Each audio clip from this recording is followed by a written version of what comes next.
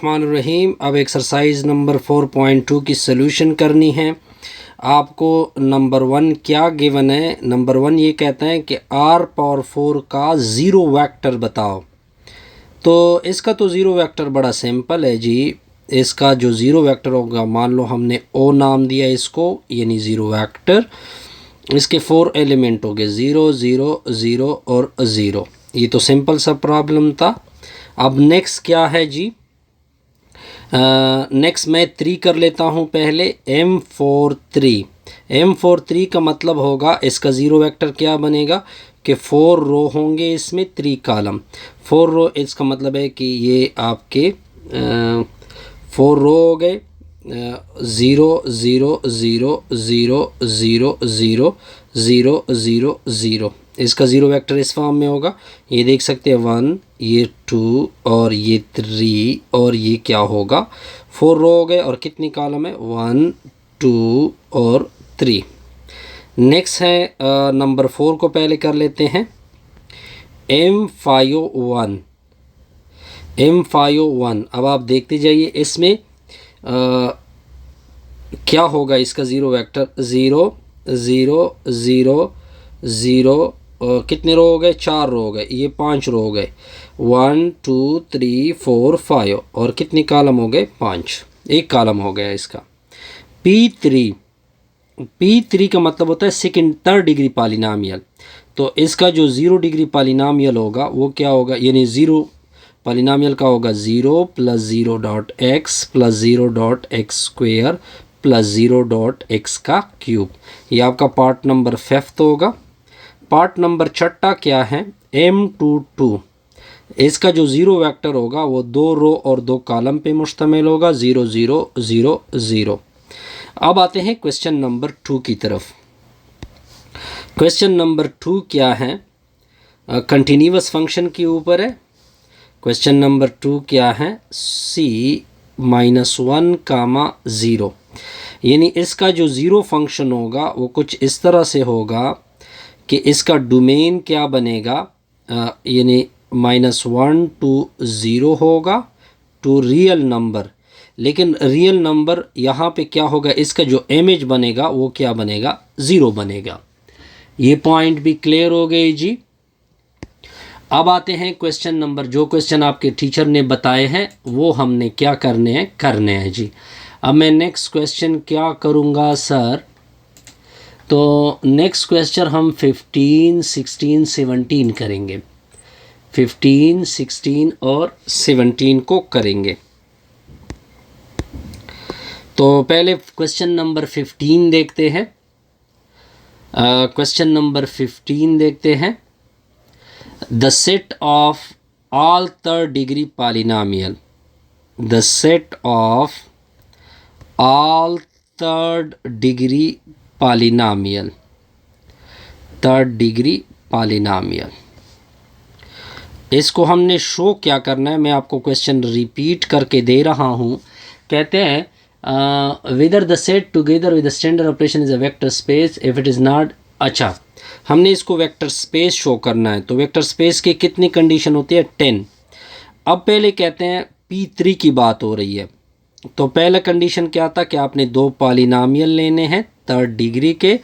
तो मैं एक P ऑफ x लेता हूँ, इसकी वैल्यू लेता हूँ A0 A1x plus A2x square plus A3x का क्यूब।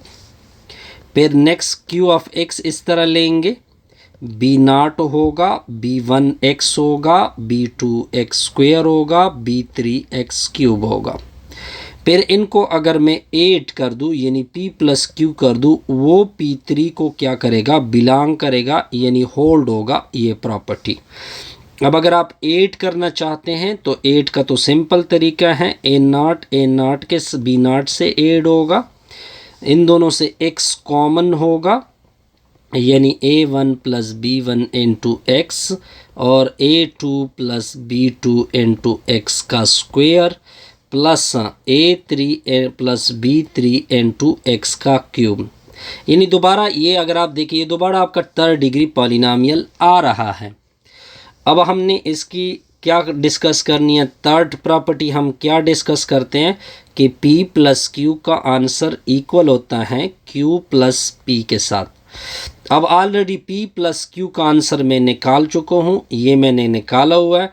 अब मैं इसको रिवर्स करूँगा, इस B0 प्लस A0 लिखूँगा, B1 प्लस A1 लिखूँगा, इनटू में x होगा, B2 प्लस A2 होगा, इनटू में x स्क्वायर होगा, B3 प्लस A3 होगा, इनटू में x क्यूब होगा।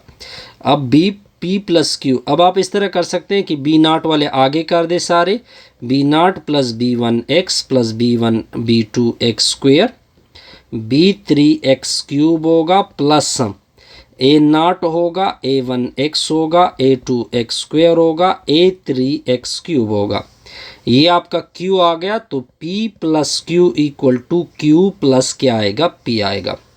कम्यूटेटिव लॉ क्या हो गई जी, होल्ड हो गई। अब हमने एसोसिएटिव लॉ को क्या करना होगा, प्रूफ करना होगा। तो थर्ड प्रॉपर्टी क्या है, एसोसिएटिव है P plus Q plus R equal to P plus Q plus R। ठीक है जी, इसको खुद फॉलो करें, ठीक है, कोई कंफ्यूजन नहीं है। नेक्स्ट आप खुद फॉलो करें, सारी कंडीशन क्या होंगे, क्लियर होंगे। ठीक है, तो हम डायरेक्ट मैं लिखूंगा P3 प्लस डॉट क्या होगा, एक वेक्टर स्पेस बनेगा। क्या बनेगा, वेक्टर स्पेस बनेगा।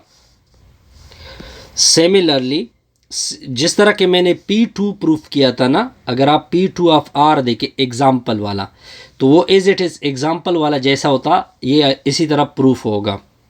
काइंडली इसके लिए वीडियो देखें, the set of all 5th degree polynomial of 5th degree polynomial, इसको भी खुद रीड आउट करें। ठीक है, तो नेक्स्ट हम चेक करेंगे first degree polynomial function AX।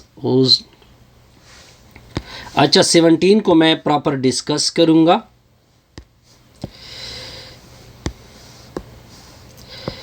Question number क्या है, 17। तो 17 क्या है, the set of all first degree, जो फर्स्ट डिग्री पॉलिनोमियल है, फर्स्ट डिग्री पॉलिनोमियल फंक्शन मतलब क्या है इसका, AX है और A की वैल्यू 0 नहीं है, whose graph passes through origin, whose graph passes through origin, through origin. अब इसको देखते हैं जी। अब आपको एक फंक्शन गिवन है f of x equal to AX,